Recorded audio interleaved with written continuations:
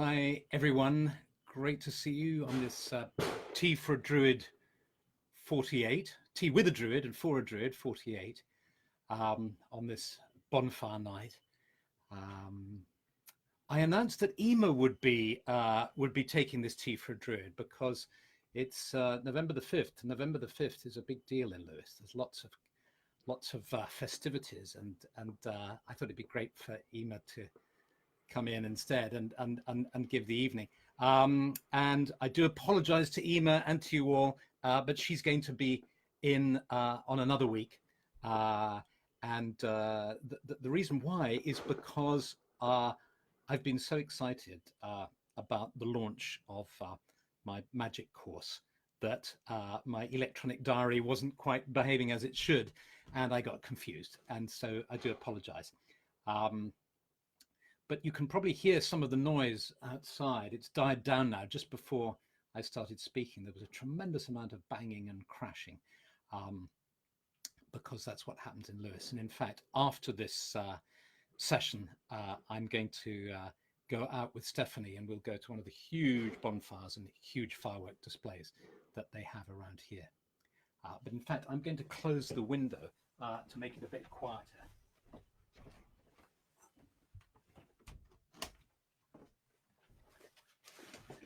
And it's lovely to be with you for another tea session. So yes, so I've been working on this course for many years, really, and it's based, funnily enough, actually on this book that has fireworks on it, which are very appropriate for today. This little book that I wrote called Lessons in Magic, which is very condensed, and I was always aware of the fact that it was so compacted, it needed to be unpacked. And so that's what I've done. I've unpacked it over a course of 7 lessons. And we really explore the question of magic and the question of the magic of making, of creativity and creation. And I thought I'd just spend a little time with you talking about these magical principles of creativity, which I think interest us all. And it's lovely to see everybody here. Ben Crowbeard from St. Lucia, and Ian Kelly, and lots of people, Ballina and County Tipperary. Fantastic. So great to see you. So I think we're all interested in magic. It's such an evocative term. It's easy to think that it's something that is just relevant to childhood and to fantasy. But I think we all know that there's a serious side to magic. So serious that we might even back away from it a little bit because it makes us feel uncomfortable. But in fact, when you think about what magic is, I think you can distill it down to, in some senses, that it's about bringing 2 things together. Magic is what happens when you bring 2 things together. So if you think about the recent festival of Samhain, this period of Samhain that we're still in, really, the Celtic fire festivals aren't astronomical ones, and their influence really spreads over a number of days. So we're still in the time of Samhain, which kind of starts around the end of October. And what happens at Samhain? The other world and this world come closer. And that's why the Samhain ceremony that we do in Druidry is, I think, the most magical, perhaps, of them all. Because you really sense the presence of the other world and of your loved ones who've passed away, of the ancestors. And so it's in that moment, if one can approach it without fear and with respect and in the kind of right frame of mind, that's when magic can happen, when you can have a sense of contact, perhaps, with somebody you love very dearly. You can have a feeling, perhaps even it's only a glimpse of the reality that not just this physical world is the only world, but there's something more than just the world of appearances. That's what magic is to me. It's whether it's a powerful experience or a very subtle, fine one. It's an experience that helps us transcend our everyday mundane self that tends to get locked in the kind of drudgery of coping with life and its difficulties. And looking at this idea of bringing the two together, what we work with in the course, this Lessons in Magic course, is bringing two principles together: chalice and blade, yin and yang, force and form, however you want to term it, and seeing what happens if we consciously and deliberately do this with awareness. The world of magic has been so glamorized and obfuscated, to use that wonderful word, that what has interested me over the last 30, 40 years has been, how can I understand magic and magical processes and principles in the simplest way possible? Because there's something very powerful about simplicity. As soon as we start to elaborate on things, we go into our heads, we make things unnecessarily complicated. It's not about being simplistic, which is different, being naive and simplistic. No, it's about simplicity. So there's a beautiful simplicity in magic, and that's the principle that we're working with, I think, in this course. And so what are these two principles of yin and yang, of chalice and blade? I had a great kind of breakthrough in understanding magic when I was studying psychology, and I was doing my degree at UCL. And I came across the work of a psychologist who was looking at very creative people. And he found that amongst all the skills and abilities that creative people shared in common, and successful people, successful in their creativity, if you could put it that way, was that they were able to be highly focused, but also extraordinarily open to new ideas, new experiences, open to the idea of containment as well, which in its sense is nicely paradoxical, which is the realm of magic is paradoxical. So this, because we need containment to do art and to make things. We need limitation in order for us to be powerful. So he discovered that these people all shared in common this ability to be highly focused and also very open. And when I read that, I immediately thought, Excalibur and the Grail. The sword of concentration, of focus, of intention, of clarity, of vision, and the chalice, the Grail of love, mind and heart, vision and feeling, passion and purpose. Put those two together in the right way, and the result is the magical child, the birth of something new and something good. And what are we doing in the work of magic? We're trying to make ourselves happy and to do good in the world, if you want to put it simply, to feel fulfilled, to have positive feelings, and to be a force for good in the world. So doing magic is a good thing to do, I think. It's not selfish. It's not an activity of the me generation. It's not the fantasy of people who can't face the harsh realities of a world in crisis, which it is. No, it's a serious work that is also fun, filled with joy, and has a real purpose. That's why I love magic, and that's why I've created this course to help people do magic, because I think it's of value in the world.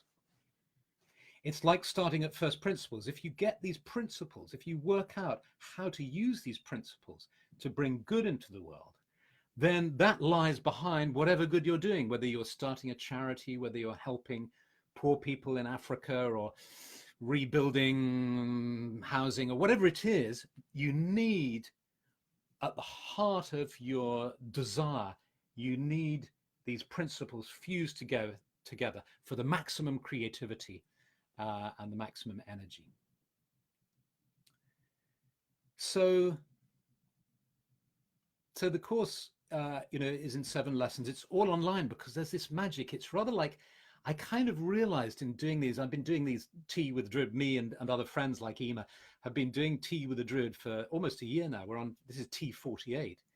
And you realize what a fantastic opportunity it is to meet up with people from all over the world. Andrea King in Glastonbury, Jörg Thimmel in Berlin, uh, Gabrielle Rengel-Schneider in Germany, Elizabeth in Sweden, and so on. It gives us the opportunity to bring us together in this virtual space, which is magical. It's extraordinary.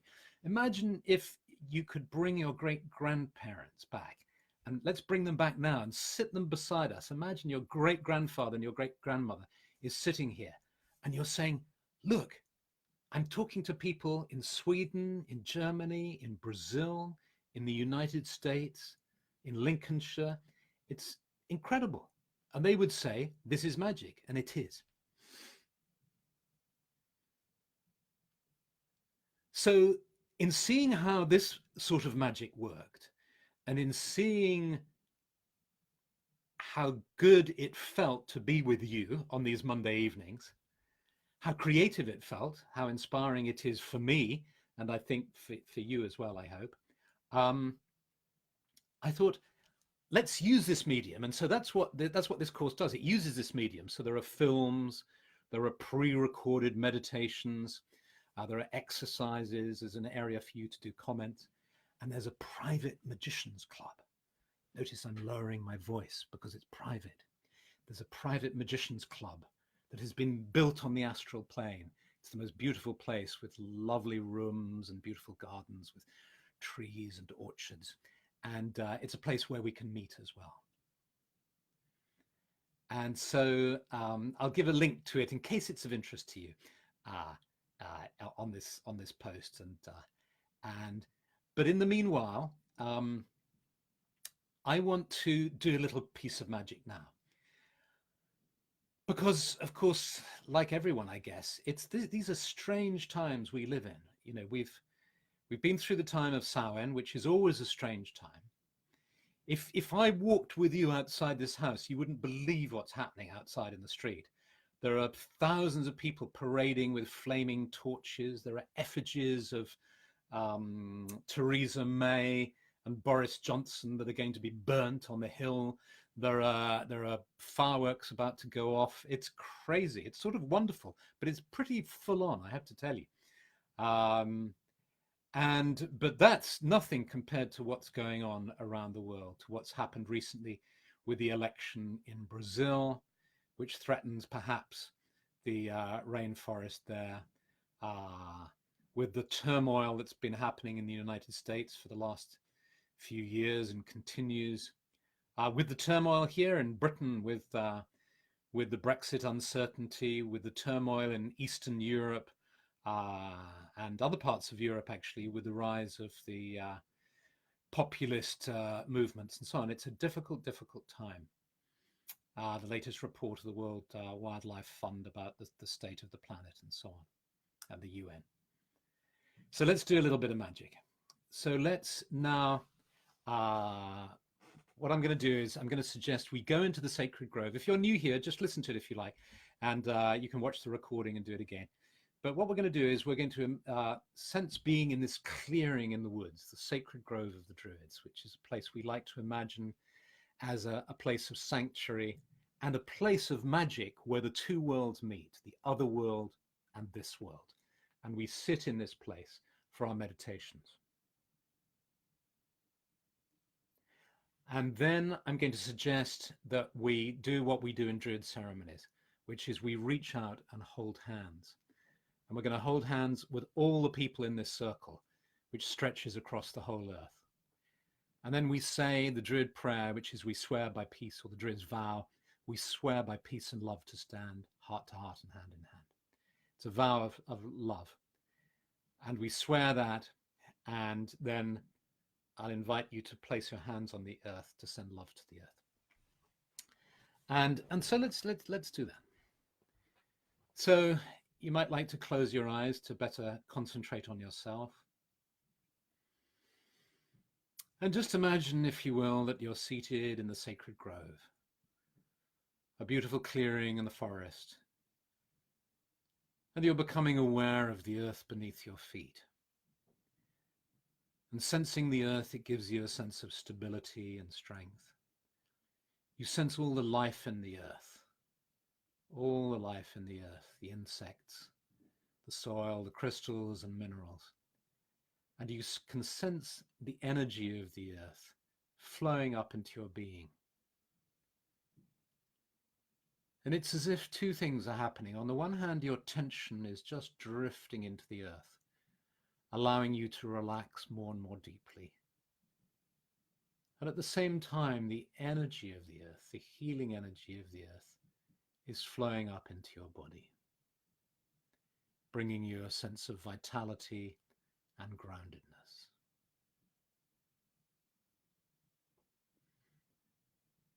And you become aware of the trees in the grove. You sense them as your elder brothers and sisters,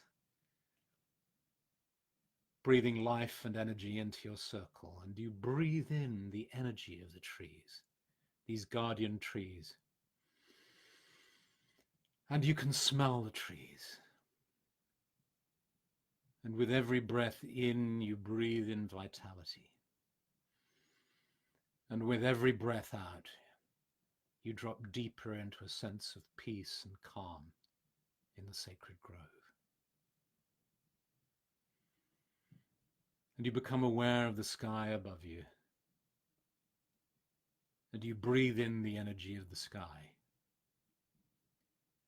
And the energy of the sky meets the energy of the earth within the center of your being.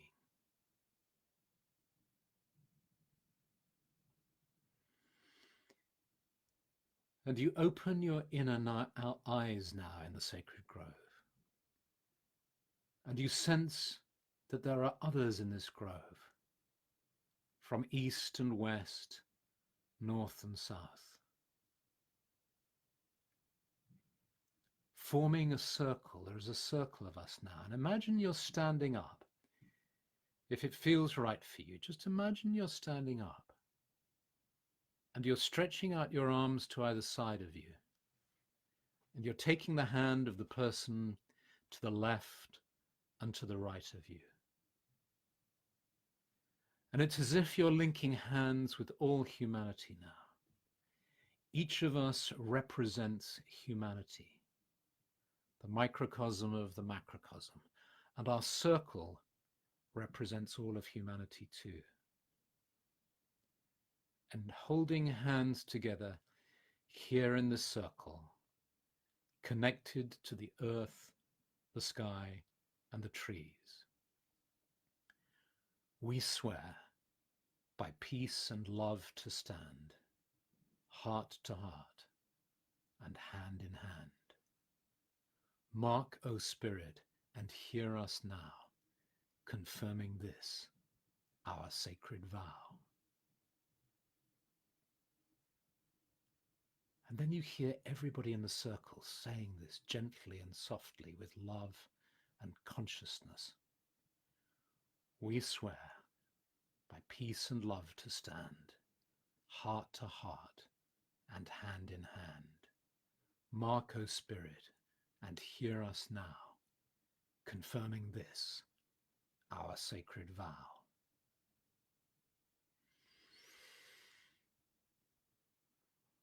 We swear by peace and love to stand, heart to heart and hand in hand. Mark, O Spirit, and hear us now, confirming this, our sacred vow.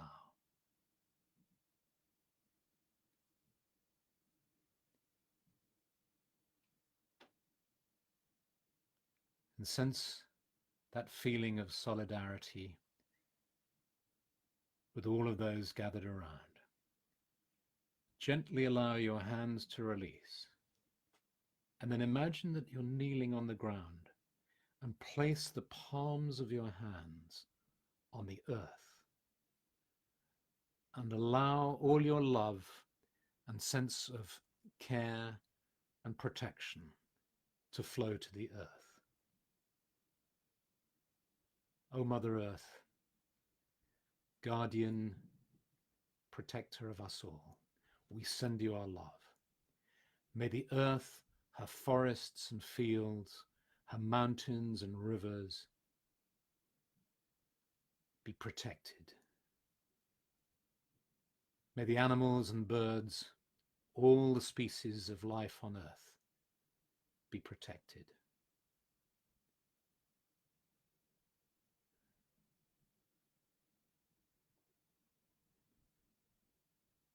And then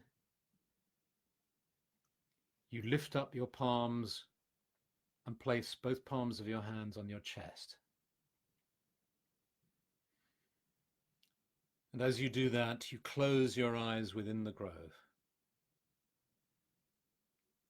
And you allow your awareness of the grove to slowly fade as you become aware of being seated here in front of your computer or your tablet or phone, fully present, fully conscious, here and now.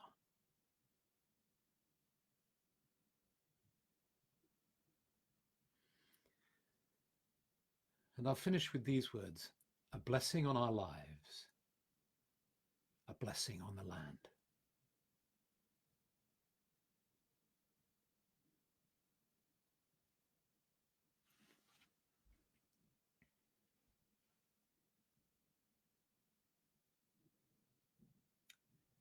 And so, many blessings to you.